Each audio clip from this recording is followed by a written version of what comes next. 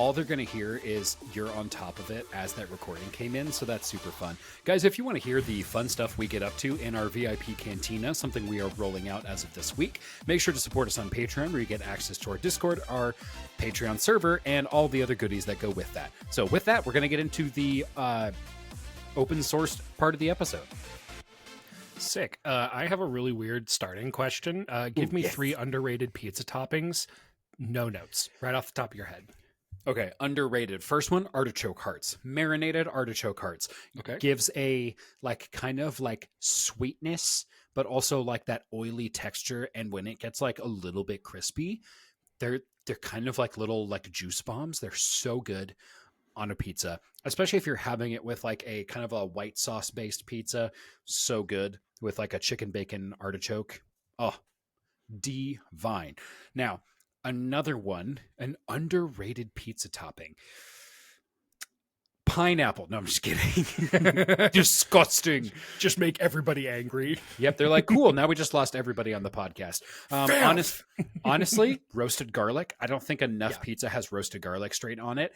And I have another one that I want to say, but I actually feel like you're going to say it, so I'm going to save it. I'm going to clamp down on that. And I do want to say sun-dried tomatoes. It's like a flavor bomb. And if you put sun-dried tomatoes, roasted garlic, and artichoke hearts all on a pizza, you are going to be having a really good time. Just saying. I mean, that's 100% true. You're going to get maximum flavor with not actually having meat. I don't know if people realize that. You can have a lot of flavor without actually having meat on a pizza. That's just something I've been learning as being an adult, is some of my favorite toppings are not meat anymore. Right? So I still love meat, but I still freaking love meat. God, so good. Sorry, little piggies. My 3. First one, feta cheese. Ooh, yeah. It's got the right amount of stank. It's not too much. You heard me. It's got the right amount of stank. It's not like gorgonzola where you're actually growing mold. It's really good. It tastes even better when it's cooked. It's so good. Feta cheese on pizza, you got to try it. The next one is any kind of brined pepper. So this is the Mama's hot peppers. We're talking pickled jalapenos. We're talking pepperoncinis. Flavor bombs. They're just straight flavor bombs. Give me the brine. It's so good. It's so good. And the third one, I found this actually while I was going to school. It was a pizza place that my wife and I went to all the time, probably way too often, but we were young. Who cares? No one dies when they're young. And the topping we loved was thinly sliced potato. I knew you were going to say it. So thinly sliced potato ends up it cooks really well on a pizza, almost to the point where you can see through it. You need a mandolin to cut it, and it just soaks up all the flavor. It turns into a flavor bomb. It's really, really good. It's really good. I love that. With that, let's get right into it. What a crazy last few days we have had as Star Wars fans. Last week was the biggest Star Wars event where all elements of the IP were present. We got to see some of the biggest names and faces of the franchise. Hayden Christensen, Diego Luna, Pedro Pascal, Sigourney Weaver, Rosario Dawson. Is it Rosario or Rosaria? Rosario. Okay, thank you. Without the stutter, Rosario. Okay, Jake Gyllenhaal, or Gyllenhaal if you're nasty, and Sam Witwer. Let's dive into this. Is that who it was? Jake Gyllenhaal? Yes, it was. For some reason, I had a different actor stuck in my head. I was like, that's not Jake Gyllenhaal. It 100% is. Oh, yeah. Were you thinking Ryan Reynolds? I think I was. I was thinking about the other attractive white guy. Who's that other handsome white fella?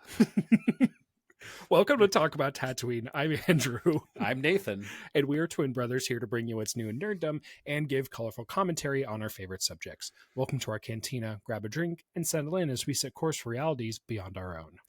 Welcome, everyone, to episode 112. Today's recording date is April 25th, and this episode will be released on Monday, April 28th.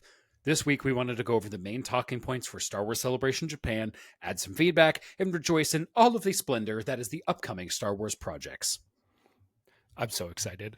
Last week, we spent a significant amount of time talking about the current state of Star Wars movies only, specifically.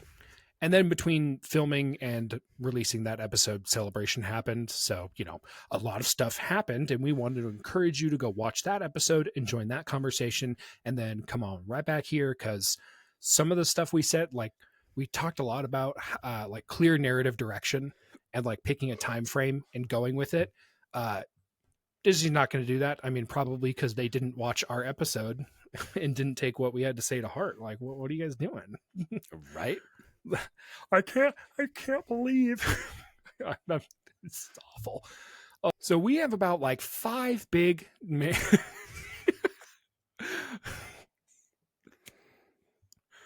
I'm giving you artistic direction. That's staying in. People are going to love that. So we had like 5 big things from Celebration we want to talk to you guys about. We're probably going to, we are going to leave out most of the stuff to do about like toys and stuff. Not to say that like Star Wars toys aren't cool. Like anytime they release like a Black Series helmet from Hasbro, I like look at my bank account and I'm like, should I? No, but we're going to talk about the big items, the big catalog items, starting with the Mandu, son of a gun, the Mando and Grogu trailer. I love beef Mandu, though. It's a type of dumpling, and it's delicious. So you asked me to give my gut reaction to the trailer, and I couldn't find it. This is where I'd put my Mando trailer if I had one. So I'm so sorry, because like I'm like watching all these TikToks and I'm thinking to myself, I don't need to save any of these, because I was like, surely someone will have posted a video on YouTube where I will go and find this footage later. They didn't post it. Nobody has it. And I don't remember where I found everything. So I'm really sorry. There was just some really cool stuff in that trailer, the Mando trailer. The AT-AT scene is like a one-shot scene, which is so hot right now. It's a oneer. It's a wanna. But we got to see several people show up in this panel at Star Wars Celebration. Obviously, there was Pedro Pascal. We got to see Sigourney Weaver, and we got to see Jon Favreau, who is kind of one of the creative directors helping out this franchise. I will say, though, the AT-AT set was pretty spectacular. Making that hillside climb, it was very Lord of the Rings, Fellowship of the Ring, like as they're like walking through and Saruman calls lightning down on the mountain. Very similar vibes. Loved that. Again, all done in one shot when Pedro's tearing up the inside of that AT-AT. And I'm a huge fan of this. Definitely going to have to bleep that. I'm sorry to all of the children who are listening to this. Okay, let's be honest. Like, kids, as soon as they learn like a bad word, they're like, I'm going to tell all my friends. They're like, just check out, like, you just got to feel the mouthfeel of this word. You're really going to enjoy it. And it'll be the grossest, most vile word you've ever heard. And they're like, just say it. See how fun it is to say. And you're like, you kids are crazy in your underdeveloped brains. It's all brain rot, man. It's all brain rot. So I did get to see some stills, so I wasn't totally out of the loop, but I feel very out of the loop because, gosh dang it. I wish I could have seen something. I tried my hardest to like find a trailer or something, because we did not go to Star Wars Celebration. We were still in the Pacific Northwest, not having Star Wars Celebration money. Just it is what it is. Like, not enough of you support us on Patreon yet for that to happen. This is all your fault. No, we love you guys. Thank you so much for watching. Like, we get really excited when we see our numbers like continue to just go up, like even just like 1 or 1.5% a week. We're like, great, awesome, spectacular. It seems like we're going to get a lot of, what is it? Phoenix Squad. I'm like, whoa, I forgot their names. Seems like we're going to get a lot of the Phoenix Squad cast. Gareth Aurelios is back on the live action screen. That boy is tall. He's a tall boy, and I'm excited. He's going to be so good. Like, he's the thickums. He's a thickums. I mean, he's pretty trim. He's pretty trim. Like, he's not like a beanpole, but what I'm saying is Gareth Aurelios can get it. By the time we find this trailer, like, there's no way we're going to release this episode and be like, oh, we couldn't find the trailer. Dude, Monday, the trailer's going to go live on the Disney YouTube channel. We're going to be like, son of a gun. Yeah. Knowing our luck, that's exactly what's going to happen. All my years of academy training wasted. Just so you guys know, in the Mando and Grogu movie, we will not be seeing Carl Weathers reprise Grief Karga because he did pass in 2024. So again, if you guys are expecting that character, that is why he's not there. He will be truly missed as a crucial part of the Mando series. I'm really glad we had him around while he was there. Yeah. However, agreed. I will say Sigourney Weaver, always a win. I don't think I've seen many things that I don't like her in, and she's apparently going to be playing a pilot or a higher up in the New Republic in the Mando and Grogu movie. Yeah, so I think it's going to be great. I mean, again, by the time this comes out, it's going to be like 6 years since a Star Wars movie came out. No, it'll be 7 because it is coming out in 2026. Just like I said, it probably would be. Yeah. I'm a genius. We have Maul, Shadow Lord. If you did not know, I have to keep it safe for work. We already did our VIP section. I will compose myself. Sam Witwer is reprising his role as Maul. If anyone else wanted to play this role, you know they didn't even give auditions for that. They were like, dude, we've got our guy right now, and he understands lightsaber forms. You're like, yeah, I can't compete with that. At the Star Wars Celebration stage, one of the hosts referred to him as a Star Wars encyclopedia, and he goes, no, it's a holocron. I'm a Star Wars holocron. And the crowd went just bananas. As they should. As they should. Oh, man. If I was there, I cannot promise that my comments would have remained respectful, even in the slightest. For those of you who don't know, Sam Witwer has been a voice actor in Star Wars long before the Clone Wars, when he voiced and mocapped his role as Vader's secret apprentice, Galen Merrick, codename Starkiller. If you ever played The Force Unleashed 1 or 2, you will probably recognize his face and his, frankly, amazing vocal range. So now he's back as the infamous Sith Lord, Darth Maul. Well, just Maul now. Who was literally too angry to die. I loved that explanation when they brought him back, because they were kind of alluding to it in the Clone Wars. We might even have to do like an episode like where we go back and rewatch and analyze like Maul's return and like what's going on with him. Ooh. Because it's really interesting, because you're like, this guy got cut in half. How did he survive?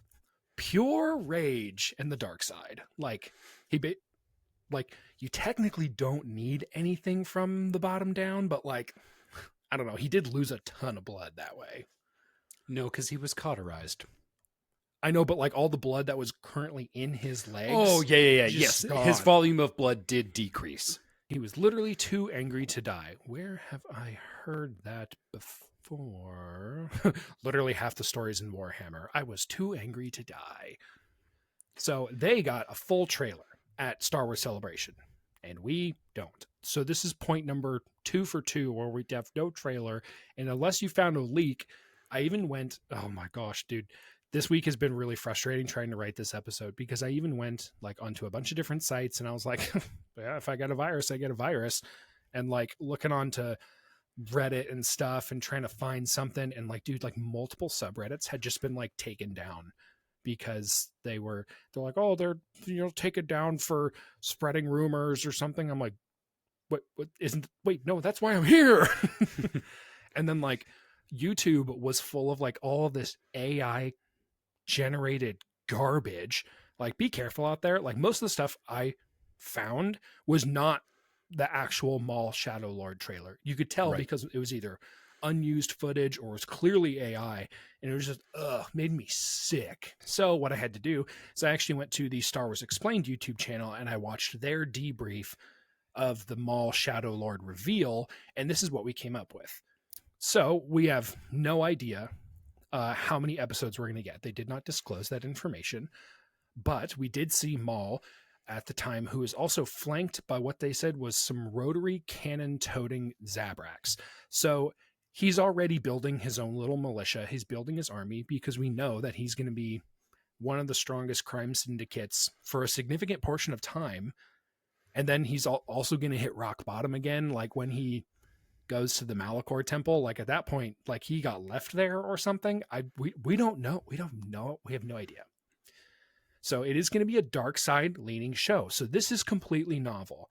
Even Tales of the Empire, while being focused on the exploits of Barriss Offee, a disgraced former Jedi turned Inquisitor, still felt like we never truly let go of the light side of the Force. In Maul, Shadow Lord, I think we can reasonably expect it to be a touch darker, which is what we like. We like darker. Not for the first time today, we're going to recommend the Bane series by Drew Karpyshyn, as they follow our dark side main character, and this guy never touches the light. We are hopeful we will see something along those lines. Honestly, it could make for some pretty great TV. There are also rumors of a female Twi'lek apprentice, pink-skinned, not red-skinned like Darth Talon, but the internet is already littered with clickbait about the return of Darth Talon. So, my prediction, there's no way it's Darth Talon. Darth Talon, like, her history seems like really inconsistent, because, like, from what I heard, at one point she's like in the Old Republic, but she's also like in the New Republic and is instrumental in corrupting some of the Solo children to the dark side. It's a little confusing. I don't think we have seen a character taken from one Legends era and placed into another different canon era. So I think there's a 0% chance that this is going to happen, because there's no precedent. And I don't think it would actually do Darth Talon's character justice. Also, for the whole thing, like, she doesn't really wear a lot of clothing. Some of you need to really calm down. We also get to see Marek, the first brother, is coming back. This is the guy who gets murked in Ahsoka and fades to green mist. Was he perhaps a rezzed Inquisitor and he actually dies in Maul Shadow Lord? But a year after the Clone Wars, Maul is building up his empire. Excellent, Smithers. I'm really, yeah. The Star Wars animation team has always killed it and has been killing it for a really long time. There's not really a Star Wars animated show that has come out in the last 10 years that I didn't like. Agreed. Coming up next, we have Ahsoka Season 2. This is going to be a big one. So far, what we know is that Thrawn is back, and there's also some rumors that he is going to be the Thanos of the High Republic team. The Galactus to our Fantastic Four. The Dark Side to our Justice League. The Malort to our Homeball. No way! We also know that Hayden is making a comeback in the series as well. We got a lot of love at Star Wars Celebration Japan. There was a short that, or not a short, but there was a clip of like him coming out, and Rosario Dawson gives him like a big hug. She kisses him on the cheek, and I have never felt a more sincere moment of jealousy in my entire life. And I'm not sure it's because she got to kiss Hayden or she got kissed, or Hayden got kissed by her. I'm not sure. I felt a lot of feelings in that, and I wanted to be there. And I'm confused. You are. I sense conflict in you, my young Jedi friend. Like, there's a lot going on here. There's a lot to unpack. We'll keep it safe for work. So one thing they did talk about in the panel, so this was between Dave Filoni and Rosario Dawson when they were on stage, is part of the season, I think they said upwards of half of the season, is going to be all out war. Yeah. Would you like to do the honors as our resident orc player? Wah! I asked in the notes, folks, can I insert a wah here? Asking for the fans. Yes, my good sir, I do think you can insert a wah here. Oh, yes, that's a very nice wah. This is a paint container. Don't drink paint. Oh my gosh, at least there's liquids in mine. Paint's a liquid. Okay. You got me there. Yeah. A disclaimer we have to say, don't drink paint. Back to Ahsoka Season 2, Admiral Akbar is going to be the protagonist fleet captain, because he's the best fleet captain. At this point, Hera Syndulla, if she's even a member of the Republic military, it's not 100% clear if she retires or not, but when she does retire, she retires as a general.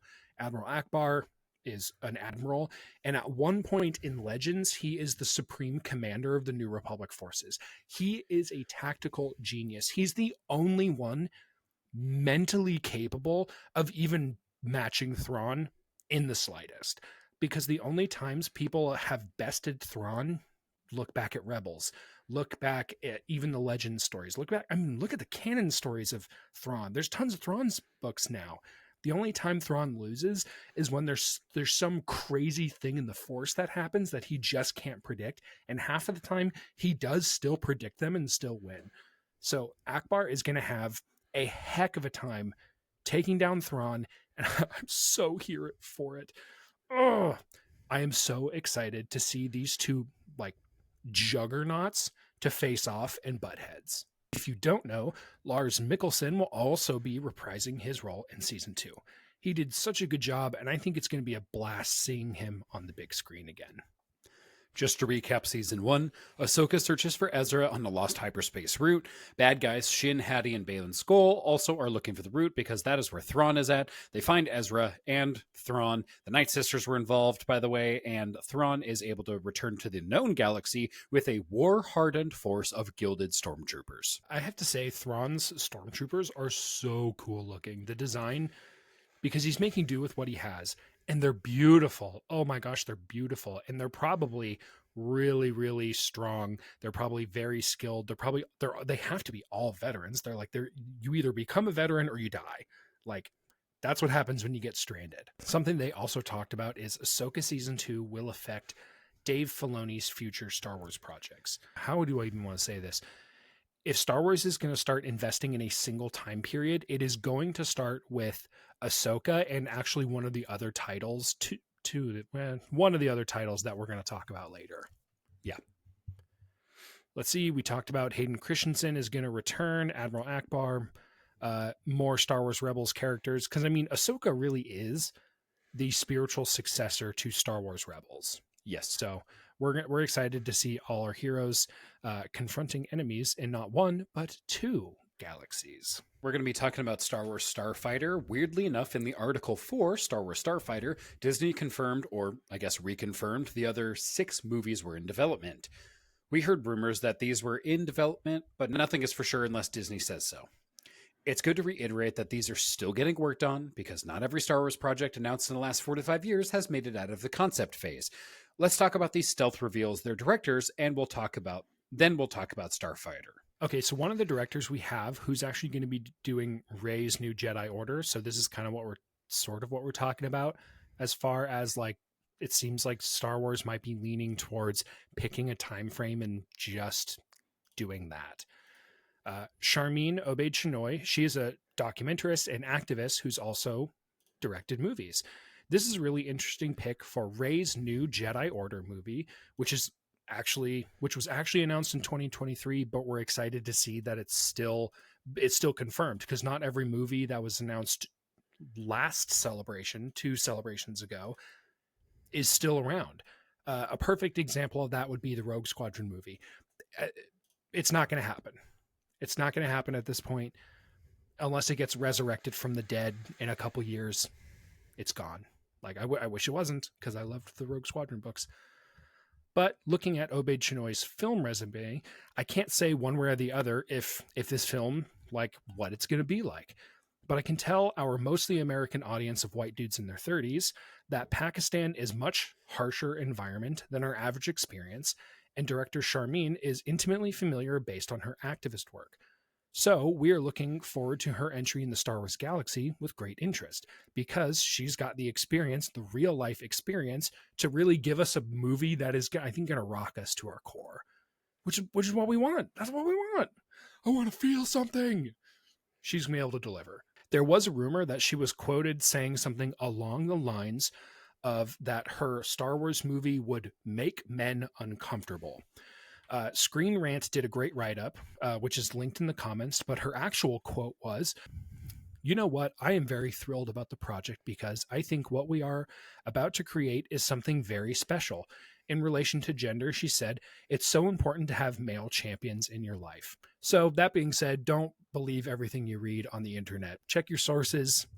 Like, I don't like to say that like her movie is like, "Oh, I'm out to get men." It's like, dude, that's just like incel dudes in their basement. Like, I'm in my basement, but like that doesn't count. There's sunshine hitting my face. Yeah, it's big red pill behavior, you know? Yeah. Get that. Sorry, I swear you're going to have to bleep that. I'm sorry to my younger audience. I mean, they're not going to hear it. I'm going to bleep it. As a slight tangent, when I was reading this article, I thought, what kind of movie would make men uncomfortable? And an image leapt unbidden into my head of someone just getting repeatedly punched in the beanbag. And Dude, you're right. I'm uncomfortable.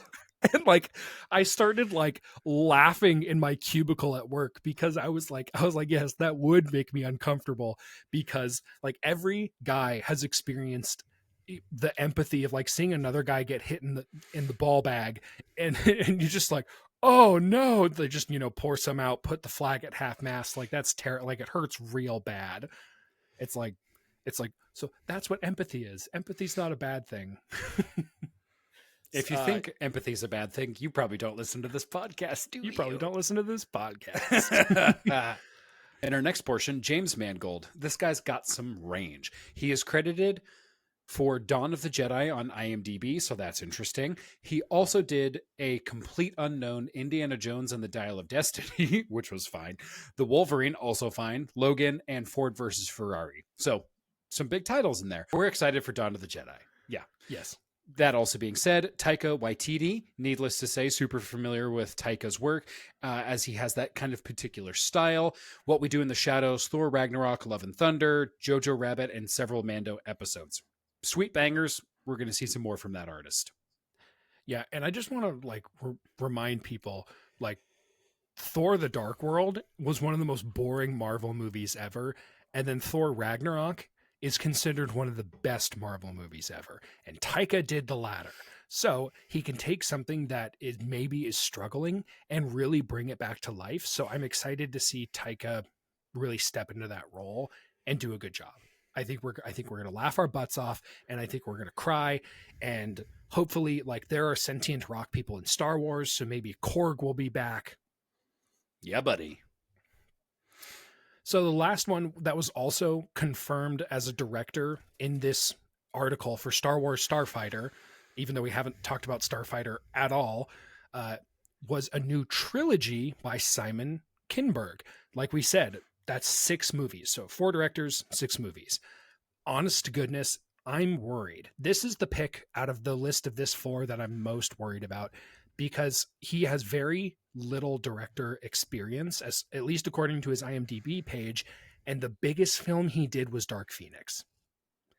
Was that the X-Men movie? Yes.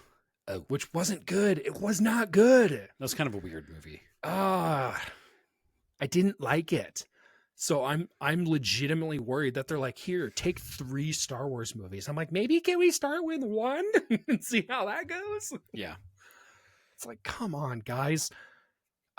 Maybe I'll be totally wrong, but why did they give him a trilogy? Most of his experience is in producing, and he has actually some incredible producing records on his resume. But as far as being a director, which is really you are the primary conduit of artistic direction on that movie, production and producers worry more about the technical aspect of things. It worries me. It just, I think I feel like that's a legitimate complaint. I don't know. And with that, we're going to transition right into Star Wars. We're going to talk about Starfighter. Ryan Gosling is amazing. Ryan Gosling. Wait, so which one is Jake Gyllenhaal in? Is this... We did mix him up. At the top of the episode, we referenced Gyllenhaal, and I was like, because Ryan Gosling and Jake Gyllenhaal... Did I write Ryan Gosling and Jake Gyllenhaal? They're the same. They're all the same person.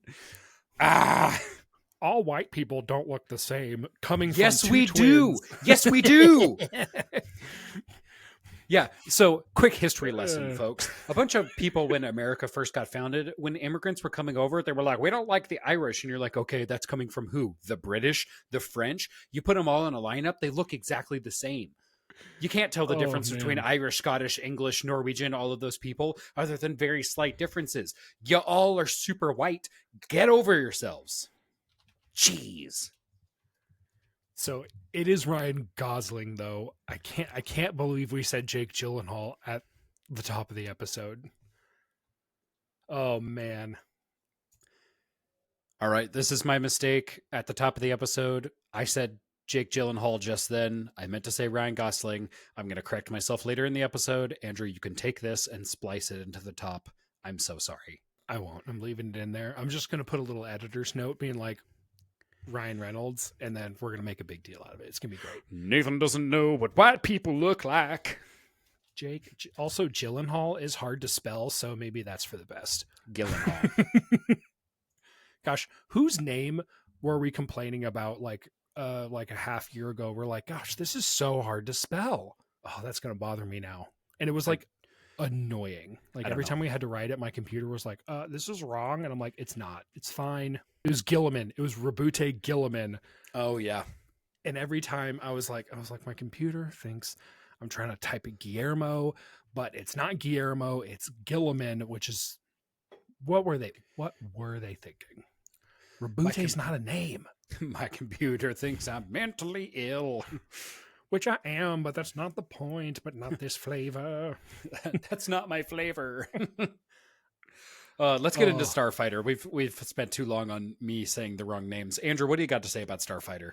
So I just wrote a note that just says Knuff, and that's because on the Star Wars Celebration stage, when they were like hyping Ryan Gosling up, they hadn't said his name, but they're like, this actor is certainly Knuff for this role. There was like a 1 second pause, and then the whole crowd was like, what did he just say? And then they're like, Ryan Gosling, and then just people went bananas. And I was like, yay, this is exciting. I'm so excited. It's gonna be great.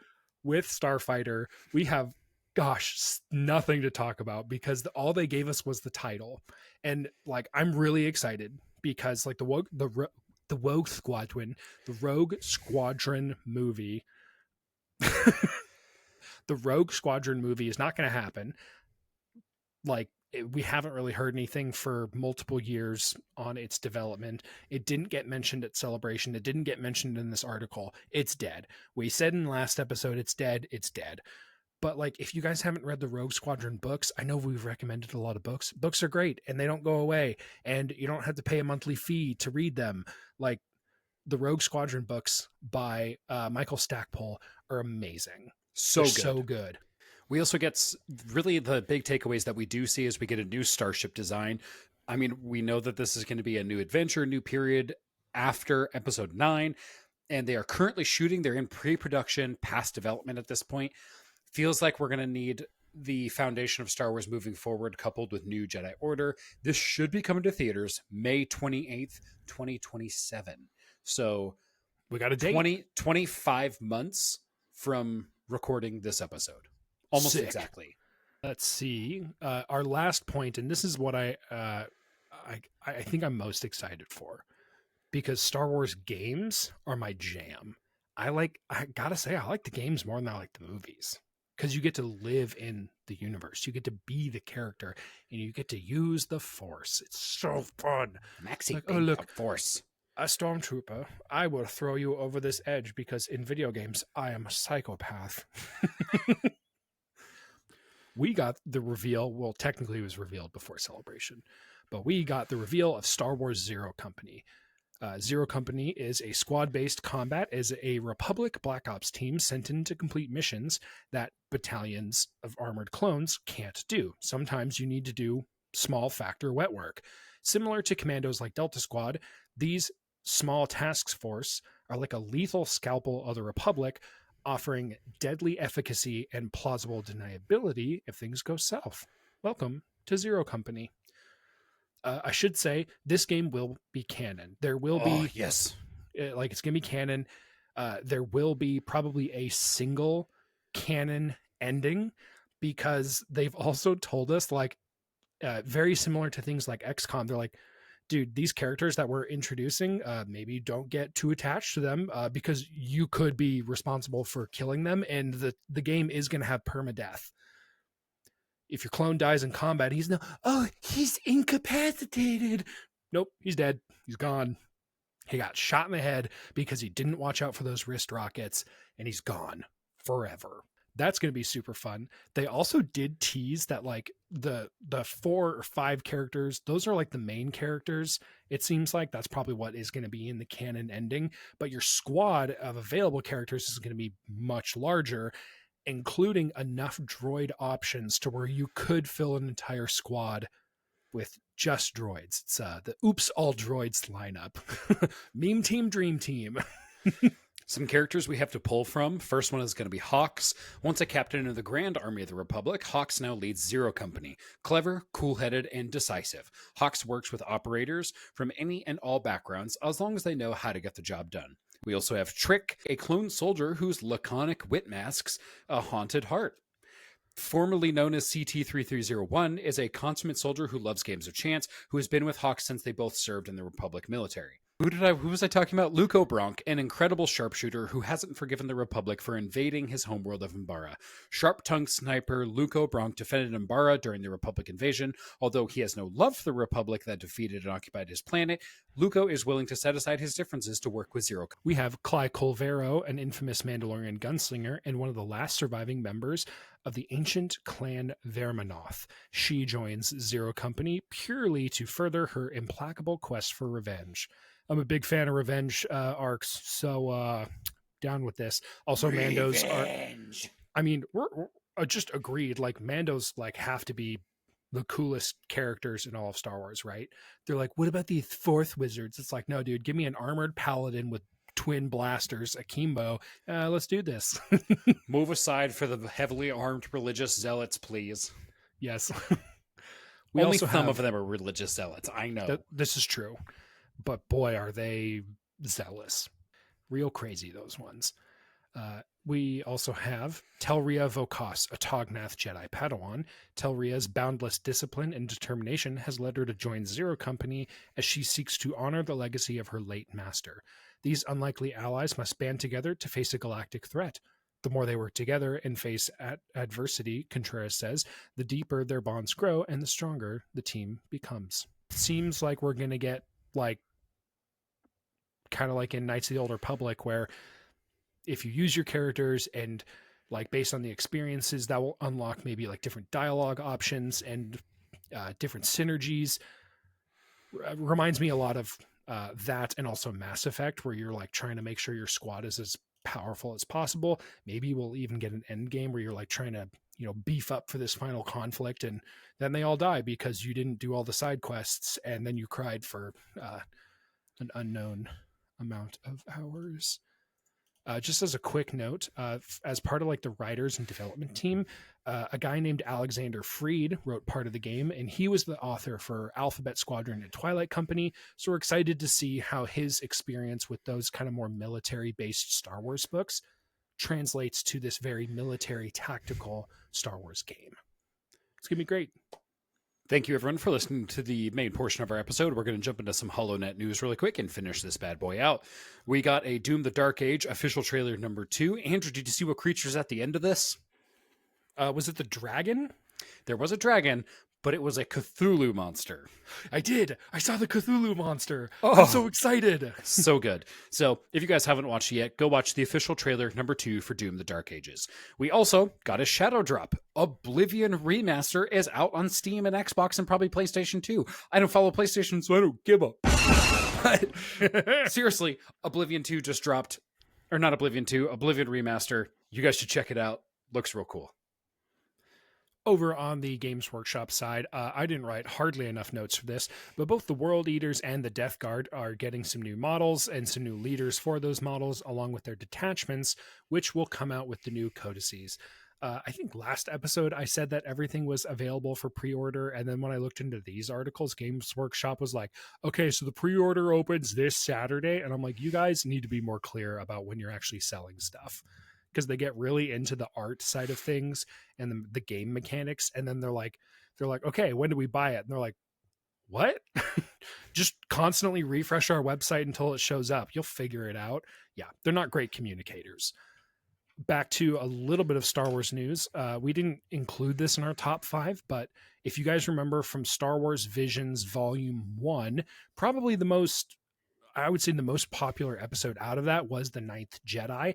That is getting its own movie. So I'm excited for this. I'm, again, not a huge fan of anime, but I think this is going to be really good. I think it's going to be a big hit. If you guys don't know already, Andor Season 2 has been out for just over a week now and has the first 3 episodes over on Disney+. Just a fun fact, the budget for this was $250 million. So let's see how it goes. I think this makes it the most expensive Star Wars project, or like the second most, and it's a TV show. Like the next 4 entries on the list are all movies, which is bonkers.